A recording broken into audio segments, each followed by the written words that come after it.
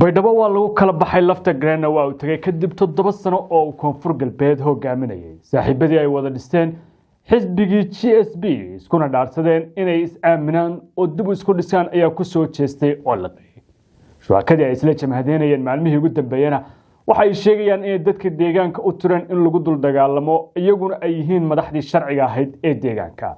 wax ka yar 72 saacadood kadib markii ay ka soo wareegatay doorashadii halka maalin ee ka dhacday halkan wax kasta oo dhacay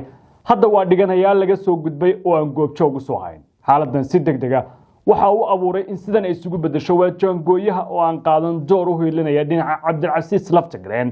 waana dhinaca Addis Ababa iyo Ethiopia sidaan bilo ka hortabinay Addis Ababa way shakisaneed in dhinacyadu ay dib isku aaminaan waqti dheer ayay u baahatay masadeen dhinaca kalena waxaan shakirahay in shaqo dheer oo la qabtay iyo dadaal ay garwadeen ka noqdeen mucaaradka qaarkood aysan hadda u miro dhalin sida ay filayaan sababtoo ah Ethiopia ma noqon xalif si firfircoon u hawlgala bedelkeedana waxay qaadatay aragtida ah daawada aan xiiso badan u haynin ciyaar siyaasadeed taabanaysa mustaqbalkeeda dhinaca ammaanka tamintan waxaynu ku eegaynaa madaxweyne xasan sheekh iyo fiila Soomaaliya maxay uga dhigan tahay dhacdada Baydhabo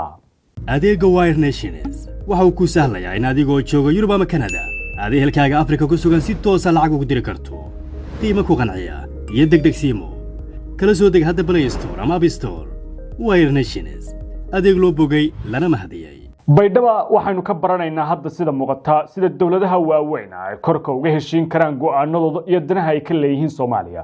hogaamiyaasha Soomaalidu faham badan kama haysan halkan sida muuqata ku dhiiqashadii qaybaha mucaaradka qaarkood ayaana durba sii sawirtay cidda isku haysata hogaaminta dalka hadii la aado doorashooyinka dhow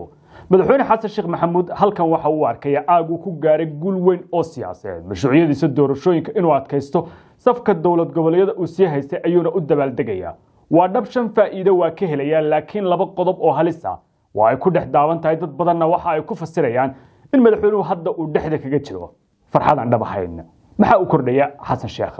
masraxiyad dhaanteeda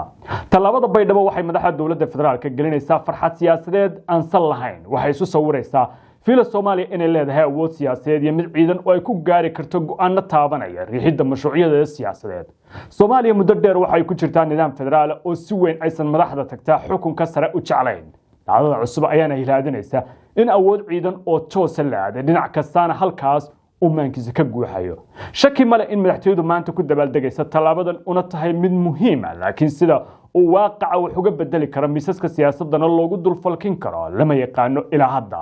2018 isla ficilkan mid ku dhow oo kale ayaa ka dhacay inkasta oo dadka ay ku dhinteen lana xiray musharaxii la tartamayay Laftagreen 7 sano ka hor haddana fiila Soomaaliya waxay sheegaysaa inay sameynayso wixii hore loo sameeyay cabsigelin siyaasadeed oo ku socota dawlad goboleedyada kale madaxweyne xasan sheekh maxamuud ayaa fariin Baydhabo uga diray qoorqoor iyo cali guudlaaw ka hor inta uusan la kulmin toddobaadka soo socda waana inaysan ka hor imaan karin damacyadiisa siyaasadeed oo ay ku khasban yihiin inay ku cibro qaataan Laftagreen oo aad uga durugsanaa Muqdisho laakiin ciidan la dhaqaajiyay awgeed cadaadis la saaray kuna baxay ugu dambeyn marka loo barbardhigo Dhuusamareeb ilaa Jowhar way ka duwan yihiin xaalka Baydhabo hanjabaadda dhinacyadan ayaana si fudud loogu adeegsan karaa waxay kaloo ka dhigan tahay in haddii ay ka hor yimaadaan jihada fiila Soomaaliya ee qabashada doorashooyin isku sidkan ee bishan lagu soo wajahan ay la kulmi karaan cadaadis la mid ah kii Baydhabo saaxiibada madaxweynaha ayaana sheegay in haddii ay hore wada hadal u doorbidayaan hadda ay kaarka hanjabaadda dul dhigi doonaan madaxda dawlad goboleedyada safkooda ku jira saami qaybsigana la wadaaga taasi waxay siinaysaa xasan sheekh maxamuud awood dheeraad oo ku maamulayo jihada siyaasadda ee safkiisa ma ogtahay in Dr. Shaafici Aadan Dirir loo aqoonsaday dhakhtarka qalliimada ugu wanaagsan dalkeena Soomaaliya ahna dhakhtarkii ugu horeeyay ee dalka ka fuliya qalliimada casriga ah ee laserka uu heegan kugu yahay isbitaalka Shaafici ee magaalada Muqdisho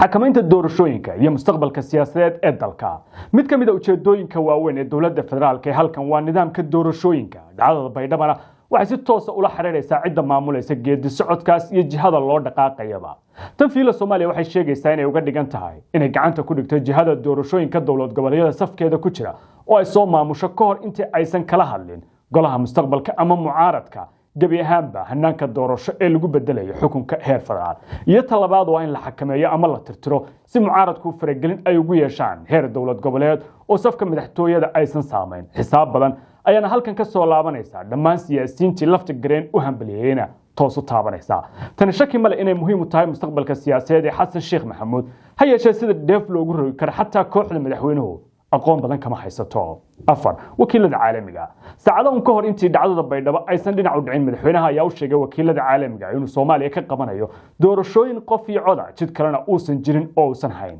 laakiin dhankooda ma aysan ka baaqsan in loo baahan yahay in madaxweynaha ay u sheegaan wada hadal loo dhan yahay iyo doorasho loo siman yahay hayeeshee kulul ujeedadiisa loo dalbay waxa ay in madaxweynuhu isugu muujiyo wakiilada caalamiga gaar ahaan kooxda loo yaqaan C6+ afarta awood dalana ay gaar u siiyeen inuu yahay hogaamiye fulin kara damacyadiisa oo awood ciidan haysta laba halis oo muhiim ah ayaa hortaala fiila Soomaaliya korinta kala qaybsanaanta federaalka inkastoo guusha Baydhabo ay u muuqatay mid degdeg oo fiila Soomaaliya sheeganayso inay adkaysanayso haddana waxay ka tagaysaa halis ka badan farxadda aan la taaban karin ee saacadaha joogaysa Soomaaliya oo dal sagaal sokeeya ay wali ka muuqdaan raadkooda dib dhacyadu sareeyaan kala sagnaantana xoogsan tahay waxa kordhi doona isdiidooyinka siyaasiga dareenka kala taga ama gooni goosadka ama mucaaradka ayaana xoogaysanaya taas oo taabanaysa galka midnimada sidoo kale sida uu maareeyay arinta Baydhabo madaxweynaha waxa ay ku tahay mid aan si toos uga hari doonin gaar ahaan haddii uu aado jihada doorashooyinka iyo cidda tallaabada si hogaaminaysa geedi socodku waxay uga dhigan tahay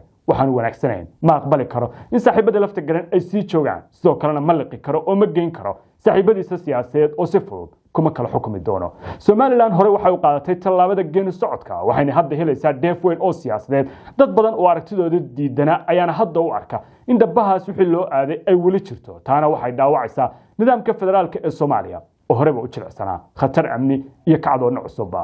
aminta dagaal siyaasadeedku isku bedelo adeegsiga awood military mar walba waxa jira halisa inay ficilada noqdaan kuwa mustaqbalka si xun u taabanaya go'aanka Baydhabo laga gaaray ayaana abuuraya ka hortag siyaasadeed oo ay ku khasban yihiin siyaasiyiinta hanka leh madaxtinimada laakiin sida ay uga dhabayn karaan iyana lama yaqaano awoodaha weysan ayaa kordhi kara taasoo madaxda dawlad goboleedka ku riixaya inay go'aanstaan marxalad dhaba oo ay ugu qaadanayaan waxa haatan dhacay mucaaradkii hambaliyay oo dhamasho siyaasadeed aadaya kasoo kabuubisada madaxweyne Xasan Sheekh Maxamuud oo isku muday dhinaca kale iyana waxa jira oo ay qasab tahay in la xuso dhammaan dhinacyadii maalin ka hor taageeray geedi socodkiisa cala qaatay ee doorasho ayaa halkan fooda iyo albaabka iska soo xiraya wayna adag tahay in si ay bulshada uga iibiyaan doonista doorasho hufan oo furan raabitaankeeda inkastoo halkan ay Soomaaliya tahay haddana dhacdada Baydhabo musharaxiintii rajada ka qabay inay walaal siyaasadeed uga soo baxay halkan ayaa dhimasho abadiya oo aysan hore qorshaha ugu darsan ay ku dhaceen iyadoo hadda waxa cusub ay tahay waxaysan jeclaysanayna ugu dambeyntii Baydhabo ma aha dhamaad waa bilow cusub oo go'aamin doona jihada siyaasadeed ee Soomaaliya sanadaha ama bilaha soo socda ku soo dhawow Daarul Asnaan Dental Clinic xarunta daryeelka ilkaha oo tayo sare leh war farxad leh adeegyada casriga oo ay ka mid tahay beerista ilkaha ayaa hadda diyaar ah Hindiya inaad aad uma baahnid Garowe iyo Boosaaso aad ka heli kartaa ilka maqan Daarul Asnaan Dental ayaa ku haya hal waar oo caafimaad leh